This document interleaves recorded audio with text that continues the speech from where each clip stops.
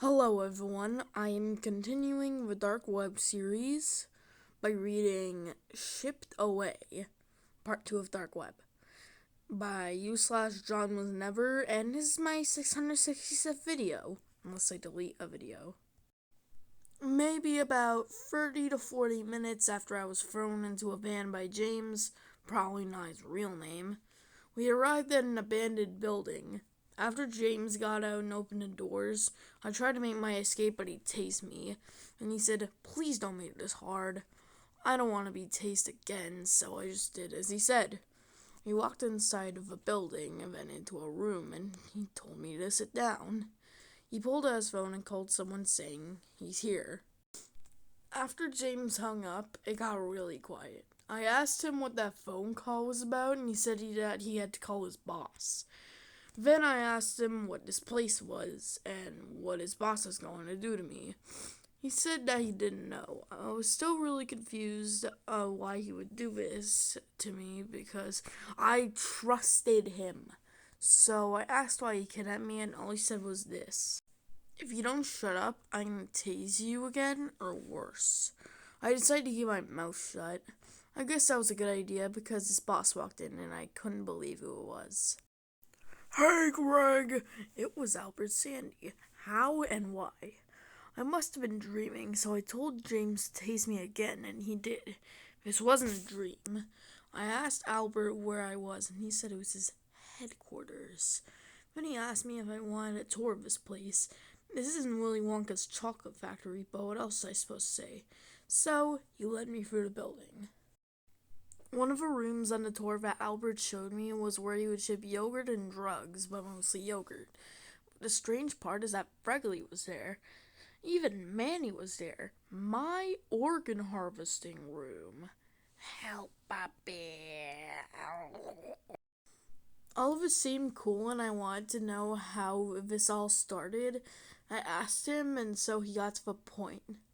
He made this place his headquarters back when he was in middle school. It started when he got into all this dark web stuff. Then he bought James, all his slave, to help him with all his dirty work.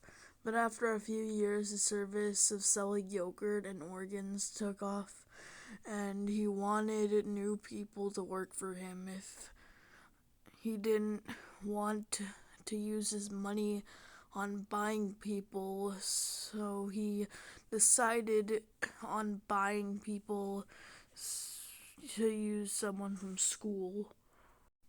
For some reason, he thought I would be the perfect person who would like doing this stuff, so he brought it up to me because he knew that I would be curious.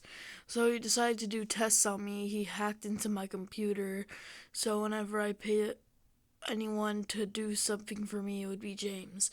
So finally, after a while of seeing what I do, he asked me if I wanted to work for him, and I gave him his answer. "I'm sorry, but no. Sorry I had trouble reading all the small text because of a bad grammar and spelling back then when this was being written, and because I could barely see some stuff of what it says." He looked kind of confused for a second and then laughed. He said that wasn't a good choice. He then snapped his fingers and James started to walk towards me. This obviously didn't look good, so I made a run for it. I guess it was good that I got a tour because now I know how to get around that place. For looking back, he didn't look like he was in a hurry, so I guess that could buy me some time. After running it down a few corridors, I ran into a room and hid behind a table. But apparently it didn't take him that long to find me. "I could see you, Greg." And he didn't have a little taser this time. He had a gun. I wasn't planning on dying this soon, so I told him that I had an idea where nothing bad could happen. I was lucky because he actually put his gun out of my face and told me to make it quick. So I told him that if we both escape, then we don't have to hear from Albert ever again. And he said he liked that idea, but I asked him why he didn't escape in the first place. James said that he couldn't escape because Albert installed a shock collar on his ankle, so whenever James doesn't do his bidding, he'll shock him. Beep beep.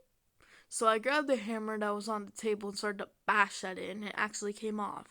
He was ticked off though because I thought I was going to snap it off his ankle.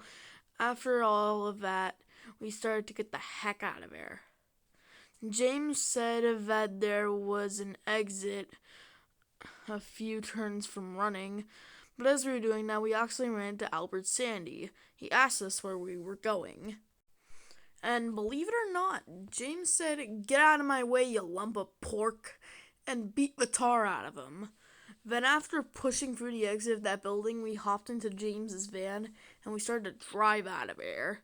I asked him what we were going to do about Albert, and he said that he had control of all of his explosive yogurt below the building, and he pressed a button on the remote looking thingy. To be continued.